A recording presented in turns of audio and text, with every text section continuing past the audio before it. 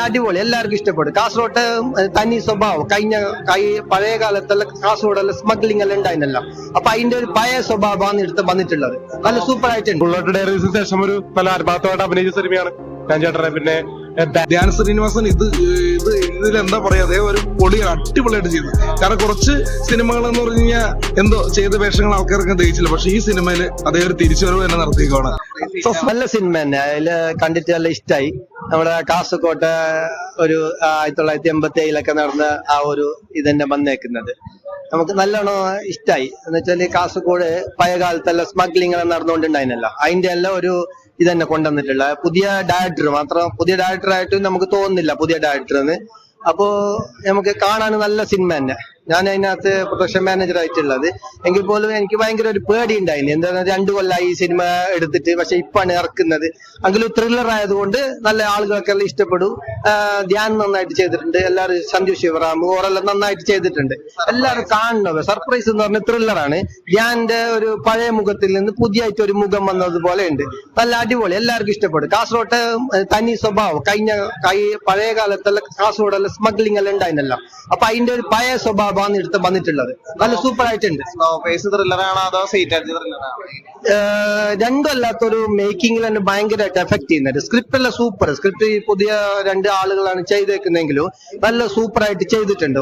നല്ല സ്ക്രിപ്റ്റിംഗ് നന്നായിട്ട് കൊണ്ട് ത്രില്ലറാണ്. ധ്യാനം നന്നായിട്ട് ചെയ്തിട്ടുണ്ട്. എല്ലാവരും കാണണോ, നല്ല കാസർഗോട്ടാർക്കെല്ലാം ഭയങ്കര ഇഷ്ടമാവും. ഓക്കെ, എങ്ങനെയായിരുന്നു പടം? ധ്യാൻ മച്ചാൻ കളിക്കുക?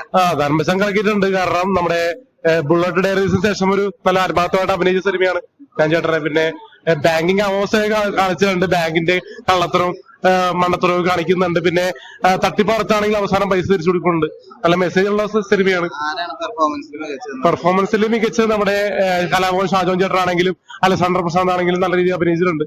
ധ്യാൻ ചേട്ടനാണ് കൂടുതലും സ്കോർ ചെയ്തിരിക്കുന്നത്. പിന്നെ പിയൂണായിട്ടൊക്കെ വരുന്നവരും പിന്നെ ക്ലർക്ക് അവരൊക്കെ പുതുമുഖങ്ങളാണ്. അതൊക്കെ എക്സ്പീരിയൻസ് ചെയ്യുന്നുണ്ട് സിനിമ. ഒരു ഇന്നത്തെ കാലത്ത് നടക്കുന്ന സംഭവങ്ങളെ വിലയിരുത്തിയാണ് സിനിമ ഒരുക്കുന്നത്. ഒരു സീറ്റ് ത്രില്ലറാണ്. നല്ല സിനിമ. അതായത് നവീൻ ജേക്കബ് എന്നൊരു സംവിധായകൻ ആദ്യമായിട്ട് ചെയ്തൊരു മൂവിയാണ്. പക്ഷെ ആദ്യമായിട്ട് ചെയ്തെന്ന് പറയില്ല, കാരണം അടിപൊളിയായിട്ട് ഡയറക്ഷൻ ചെയ്തിട്ടുണ്ട്. ധ്യാൻ ശ്രീനിവാസൻ ഇതിലെന്താ പറയാ, അതേ ഒരു പൊളി അടിപൊളിയായിട്ട് ചെയ്തു. കാരണം കുറച്ച് സിനിമകൾ എന്ന് പറഞ്ഞു കഴിഞ്ഞാൽ എന്തോ ചെയ്ത വേഷങ്ങൾ ആൾക്കാർക്ക് ദഹിച്ചില്ല. പക്ഷെ ഈ സിനിമയിൽ അതേ ഒരു തിരിച്ചുവരവ് തന്നെ നടത്തിയേക്കാണ്. സർപ്രൈസ് ആണ്. നല്ല ത്രില്ലറാണ്. അതുപോലെ നല്ല ഗാനങ്ങളുണ്ട്. പിന്നെ അതുപോലെ സ്റ്റണ്ട് ആണെങ്കിലും പാട്ടാണെങ്കിലും എല്ലാം ഗംഭീരമായിട്ടുണ്ട്. പിന്നെ എന്താ വെച്ച് കഴിഞ്ഞാൽ ഓരോ രംഗങ്ങളും ത്രില്ലടിച്ച് നമ്മൾ കാണുന്നു. പിന്നെ ഒരു ഫാമിലി സിനിമയാണ്. നായികയായിട്ട് അഭിനയിച്ച കുട്ടിയൊക്കെ ഗംഭീരമായിട്ട് ചെയ്തിട്ടുണ്ട്. പെർഫോമൻസ് അഭിനയിച്ച എല്ലാവരും നല്ല കഥാപാത്രം. കാരണം അതിനകത്ത് നമ്മുടെ ദിനേശ് ചേട്ടൻ, അദ്ദേഹമാണ് നിർമ്മിച്ചിരിക്കുന്ന പടം. ദിനേശ് ചേട്ടൻ ഒരു ക്യാരക്ടർ ചെയ്തിട്ടുണ്ട്. അദ്ദേഹം ആദ്യമായിട്ട് അഭിനയിക്കാൻ തോന്നുന്നില്ല, ഗംഭീരമായിട്ട് അഭിനയിച്ചിട്ടുണ്ട്. ഷാജോൻ ചേട്ടൻ വേറെ ലെവലല്ലേ. പിന്നെ ഓരോ ആർട്ടിസ്റ്റും ഉണ്ട്. സസ്പെൻസ് ആണ്, അത് പറയുന്നില്ല. കാരണം എന്ന് വെച്ചാൽ ഇടയ്ക്കിടയ്ക്ക് വന്നു പോകുന്ന കഥാപാത്രങ്ങളാണ്. ക്ലൈമാക്സ് ഒക്കെ വേറെ ലെവലാണ്. നല്ല ധ്യാൻ മച്ചാൻ പൊളിച്ചു കേട്ടോ, അടിപൊളി. പുതുമുഖ സംവിധായകനാന്ന് തോന്നുന്നു, എനിക്ക് കറക്റ്റ് അറിയില്ല. അദ്ദേഹം നല്ല രീതിയിൽ തന്നെ മേക്ക് ചെയ്തിട്ടുണ്ട്. അതിൽ ധ്യാൻ ശ്രീനിവാസന്റെ അഭിനയം എല്ലാവരും ഉറ്റുനോക്കുന്നതാണ്. അദ്ദേഹത്തിന് ഒരുപാട് ചിത്രങ്ങൾ ഇറങ്ങുന്നുണ്ട്. അതില് വിരലിലെണ്ണാവുന്ന അദ്ദേഹത്തിന് വിജയിക്കണം. സിനിമ എന്ന് പറയുന്നത് ഒരു മാജിക്കാണ്.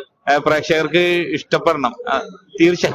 തീർച്ചയായിട്ടും ഈ ഒരു ചിത്രം എല്ലാത്തരം പ്രേക്ഷകർക്ക് ഇഷ്ടപ്പെടും. കാരണം ഇതൊരു ഇൻവെസ്റ്റിഗേഷൻ ത്രില്ലർ ഗണത്തിൽപ്പെടുന്ന ഒരു ചിത്രമാണ്. സംവിധായകൻ പുതുമുഖമാണെന്ന് തോന്നുന്നു. തീർച്ചയായിട്ടും അദ്ദേഹം ഈ ഒരു ചിത്രം നല്ല രീതിയിൽ തന്നെ മേക്ക് ചെയ്തിട്ടുണ്ട്. അദ്ദേഹത്തിന് സപ്പോർട്ടായിട്ട് നിന്ന് പ്രൊഡ്യൂസറിനെ തന്നെ അഭിനന്ദനം അറിയിക്കുന്നു. അതേപോലെ ഇതിൽ അഭിനയിച്ചിരിക്കുന്ന എല്ലാവരും നല്ല രീതിയിൽ തന്നെ ചെയ്തിട്ടുണ്ട്. നല്ലൊരു ചിത്രം.